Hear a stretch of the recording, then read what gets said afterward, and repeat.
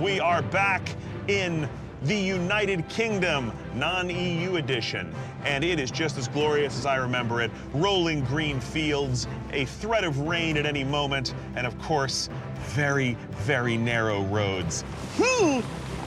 Just cut these hedges back for the love of Churchill. The quest to resurrect the Baracuda begins in Somerset, England. During the Second World War, this beautiful countryside was home to a crucial Royal Navy base. Today, the Navy has left, but in its old hangars stands the Fleet Air Arm Museum. The number of priceless aircraft in here is astonishing. It's hard to believe there could be anything missing from this collection, but there is. Here to tell me about a special project to bring a lost legend back to life is curator David Morris. Josh, good to meet you. Good to meet you as well. What an awesome museum. Let's start with that. This place is cool. It's the biggest collection of historic naval aircraft in Europe. We've got 103 aircraft in the collection in total. And a Concorde. And a Concorde. And while this Concorde is very cool, it's not the plane I've come here to see. You want to see the Barracuda? I want to see the Barracuda. You want to see the Barracuda. Well, we're standing next to the Barracuda. Wait, where is the Barracuda? This is the Barracuda. This is the Barracuda. This is our latest project, the Barracuda Live, the big rebuild. We are at the start point of a massive project to rebuild an aircraft which doesn't exist anywhere else in the world. This just doesn't make sense to me that there isn't a single one of these planes left in the world. More than 2,600 built for the Royal Navy during World War II, more than any other naval type of aircraft, but not a single one exists today, either shot down, crashed, or scrapped immediately after the war. So the other thing to me that's mind-blowing, or if I'm being less diplomatic, crazy, is that you're attempting this at all. How many individual components would you guess were in a Barracuda? It's got to be tens of thousands. Tens of thousands? Tens of thousands. And you need to find each and every one of those from crashed planes. Yep. And then reassemble them. That's right. That's it, you're nuts. You're officially crazy. And if that doesn't sound hard enough, get this. The original blueprints for the plane are also lost, meaning engineers have to write their own instruction manual as they rebuild. And these are real pieces from real Barracudas? Real pieces from real Barracudas. At the moment, that is probably the best version of a Barracuda I can show you. Let's scale up the model. Meet the Fairey Aviation Baracuda, a carrier-based three-man bomber with a 40-foot wingspan and matching length. The Baracuda also had numerous unique design features, including a high wing and prominent tail elevators, as well as an observer cabin for the bombardier below the tail. To be instantly identified by friendly aircraft, the Baracuda featured not a Union Jack, but this distinctive display of British colors. More importantly, the plane was powerful enough to carry heavy ordnance, bombs weighing up to 1,600 pounds. And it takes part in a fairly legendary operation in World War II, right? It was used in a number of theaters of war, not least the attack on the German battleship Tirpitz in northern Norway. So this is a real hero of World War II. It is an unsung hero. Now it just needs to be revived. Show me how you're doing it. Please, Right, come this way. David brings me to the workshop, where the team spends painstaking hours salvaging the pieces they'll need to put the Baracuda puzzle back together. Josh, meet Will and Tony. Hey. Hello. Will, nice to meet you. Will. Tony. Hi, nice to How's meet it you, Josh. going? What do we got going on here? So we're disassembling this rear fuselage from a Barracuda that crashed in Scotland. The Baracuda they're working with crashed in 1944, but with some hard work, many of its pieces can be put to good use. The whole thing's going to have to come apart, and that's so that we can Every find... rivet, every rivet, every part, so that we can find all the little tiny bits and pieces that we can reuse in the build. I mean, there are thousands upon thousands of rivets on the skin of this plane. All right, well, don't let me hold you up. You've got a lot of rivets to punch here. Please. Once the parts that can be saved have been identified, they need to be restored before being marked for reassembly. Delicate work that happens in a machine that the team here lovingly refers to as the blaster, which they let me take a crack at. Just be ready when it goes. Oh, yeah, okay. It's like a power washer if your goal is to take the siding clean off your house. An abrasive aluminum oxide grit is propelled at the metal at about 80 pounds per square inch. Needless to say, it's important to watch your fingers. Eat your heart out, Mike Rowe. We've found your new career now. This is it. I'm never leaving here. Why do you think I'm here? Open the door, and there's your blasted piece. Look at that. Like new. The team here has plenty of work ahead, but they have painstakingly restored a Baracuda's engine, an immense piece of machinery known as a Merlin, which I helped them wheel into position at the front of the plane. It's starting to look like a plane. It is. Now, in terms of parts, do you have more than what I've seen in the workshop here? We've got a lot more. You've got a lot more. A lot more. What's a lot? As to the other tens of thousands of parts in the world's most challenging Lego set, David leads me to the nearby reserve hangar. David, this place is a wreck. I mean, it is a literal wreck. This is outrageous. Is this all from Baracudas? This is Barracuda wreckage that we're working from for the project. Okay, if you were to take all of this material and fuse it all back together, could you reconstruct a Barracuda? No. No. It doesn't give us enough material to do a Barracuda. What are the big ticket items you're missing to finish this project? Wing parts and tailplane parts. To find those, they need more Barracudas, and they've been hard at work in researching where to locate them.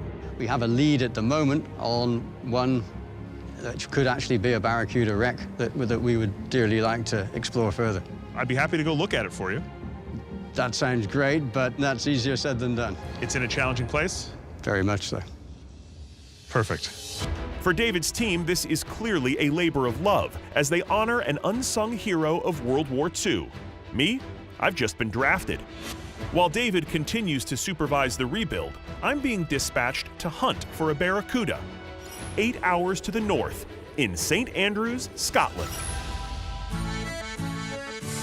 St. Andrews is an idyllic seaside town that's world famous as the ancestral home of the sport of golf. And for the sake of our ratings, I will not be golfing. It ain't pretty.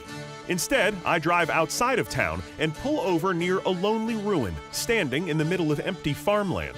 Here to explain how this is going to help our search for Baracuda parts is a true aviation expert, former Royal Air Force jet pilot Archie Liggett. Archie, Josh.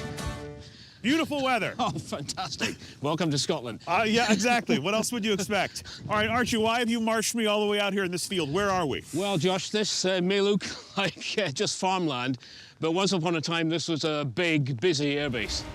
You can see an old control tower behind us. And This was a control tower. Control tower here. So back in 1946, this place would have been reverberating with the noise of big aero engines. So what was this place? Well, this place was initially Royal Air Force Dunino. Okay. And there would have been Barracudas out here. Oh, definitely Barracudas here. Many types of aircraft here, Yeah. but mostly Barracudas. So why are we here? What's this story that there might be something here? Back in the 1980s, Uh-huh. I met a guy called Johnny Paul, who had been a maintenance worker here during the war. Okay. And Johnny confided in me that he witnessed Barracudas being buried on the airfield. Being buried. Being buried, yeah. This airfield was once teeming with Barracudas, but after the war, the Navy decommissioned and disassembled them, discreetly burying the parts along with other military surplus on the grounds of the airfield. And maintenance worker Johnny Paul witnessed everything. And did anybody notice him watching that? Oh, he did. He was arrested, yeah. He was arrested? He was arrested by the military police and told he must never tell anyone about this. Wow. Yeah. So, where did he tell you it was buried? It happened right close to a cluster of maintenance hangars. Okay, so how do we figure out where that was? Well, it's not going to be easy, but I think the best way would be from the air. From above? I think so. You got a plane around here somewhere? We got a helicopter. That'll do. Our ride is waiting nearby to give us a bird's eye view of Dunino Airfield. Let's rock and roll. The pilot gets light on the skids and we lift off, determined to scour this forgotten terrain for a buried Barracuda. Okay, we got to figure out where we are on a base that no longer exists. Hundreds of feet above farmland outside St. Andrews, Scotland, pilot Archie Liggett and I are looking for evidence of a burial. At the end of World War II, a maintenance worker named Johnny Paul claimed to witness the disposal of several legendary British bombers known as Barracudas after they were decommissioned. Not one Baracuda survives today, so resurrecting one would mean saving a priceless aviation treasure. Josh, if we look at this old aerial photograph of the base, we can make out the hangars pretty clear here. Boy, this is an incredible photo. Look at all these planes lined up. These are Baracudas? These are all Baracudas. It's about 250, I think, if you count them on that picture. Oh, it's so heartbreaking when you see that, just to think that none of them exist anymore. Not a single one. Okay, Josh, you can make out those hangars now. Absolutely, yeah. Well, just coming onto the nose now, we can make out those hangars are still in existence. They've been reclad. Oh, those are those hangars. Yeah, that's them, still there. So Johnny said that the planes were buried west of that. Yeah, we're talking in the area between the trees that we can make out on the ground here and the actual road itself. That is where the aircraft are supposedly buried. Let's head over there and see what we see. Okay. With our historic bearings established, we fly to the area described by the former maintenance worker. At the edge of the old airfield, Archie notices some very unusual topography. You can see where the bend in the road and the strip of trees beneath us now, that green area, no, that doesn't look natural, does it? No, it doesn't. Look at the contour of that land right there. It's like a hill. It is. It looks like there's a bit of an unusual looking bump. There is something uneven there on that land. Yeah, yeah. Do you think that could be the dump site? Yeah, I think it really could be. We return to Earth near the mysterious bump. To find out what's underground, I've called in an old friend who happens to be a local, geophysicist Dickie Bates. Dickie Bates. Oh, Josh.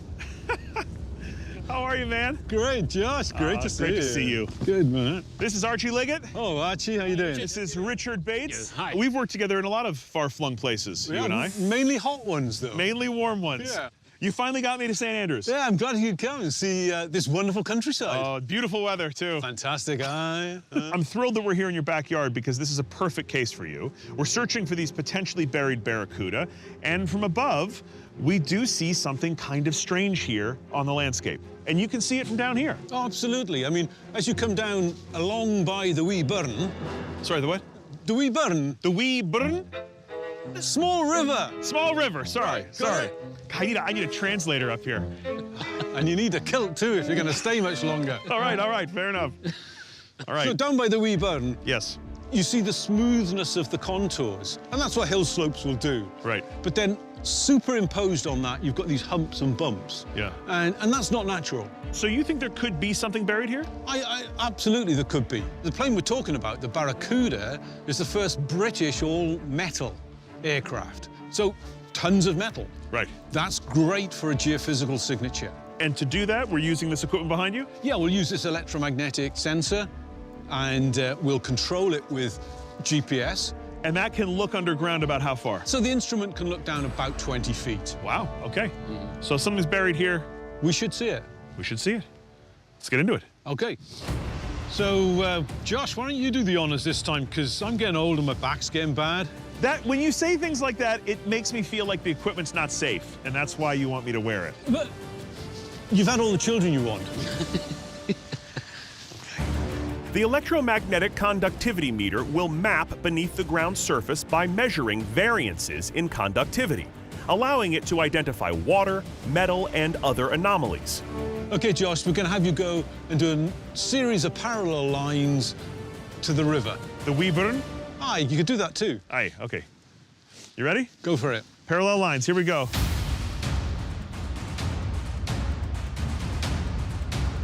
I feel like I work at the circus. Okay, Josh, at the end of the line there, turn to your left, 2 paces, and come back parallel. That's it. Here? Yeah, now come back parallel to your old line.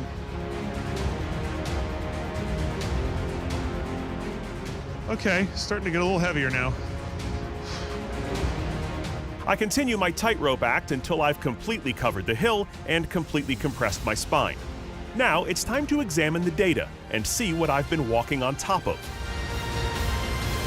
Okay, the big question, does your machine work? Do we have data? Absolutely, it works. Not only do we have data, but we have data from all the sensors on it. Okay, so a lot of material here. A lot of material down here. So here you can see a map of the site. These are targets? So all of these are targets I've put in. Whoa. And those are the most obvious ones. I think there are probably even more. Do you see the change in colouring of the plot in here? It's almost certainly something like buried metal. You think it's metal? Absolutely. Can you tell how big these spots are then? Well, you can see the area extent of some of these patches is 10, 15 feet across. So there might actually be something here. Oh, no, there's definitely something here. What exactly it is, we're going to have to scrape the soil off and start digging it. Okay, so now we got to turn some earth. So I brought a trowel along with me. Yeah, I brought a trowel with me too. Can I get the trowel? The excavator will help us get down to the layer of our newly discovered targets. Also helping us is an archaeologist who's extensively researched Danino Airfield's role during World War II, Steve Lisco. Here we go. The operator uses the huge machinery to delicately cut into the ground over the first anomaly, shaving soil away one layer at a time. It's like watching King Kong repair a watch.